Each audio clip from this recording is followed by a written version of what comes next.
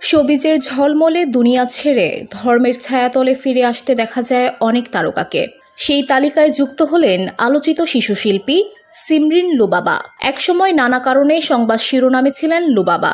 নেটিজেনদের কাছে তিনি কখনো হাসির খোরাক হয়েছেন, কখনো সমালোচনার শিকার। তবে বয়সের বিষয়টি বিবেচনায় এনে শেষ পর্যন্ত অনেকেই তাকে নিয়ে সমালোচনা থেকে সরে আসেন। তবে এবার নতুন এক কারণে আলোচনায় লুবাবা।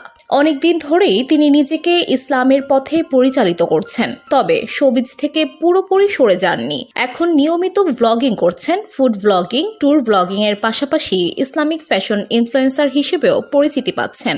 নেটিজেনদের কাছেও তার এই পরিবর্তন প্রশংসিত হচ্ছে। বসুন্ধরা, উত্তরা, বনশ্রী, কুড়িল ও বাড্ডা সহ রাজধানীর বিভিন্ন স্থানে অভিজাত ও অত্যাধুনিক মানের ফ্ল্যাট কেনার এক নির্ভরযোগ্য প্রতিষ্ঠান প্লেজেন্ট প্রপার্টিজ লিমিটেড। তাই আপনার স্বপ্নের আবাসনের জন্য আজই যোগাযোগ করুন।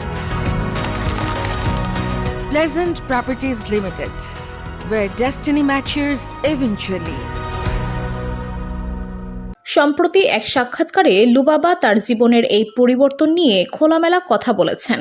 বিশেষ করে তিনি পরকালের গুরুত্ব তুলে ধরেন এবং সবাইকে ইসলামের পথ অনুসরণ করার আহ্বান জানান।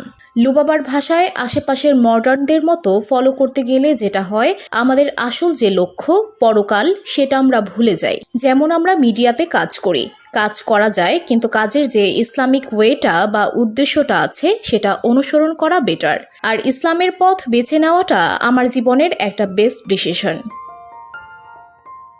এই পরিবর্তনকে ঘিরে ইতিমধ্যেই অনেকেই লুবাবাকে সাধুবাদ জানিয়েছেন এবং তার নতুন পথ চলার জন্য শুভকামনা জানাচ্ছেন। VOD Bangla news desk.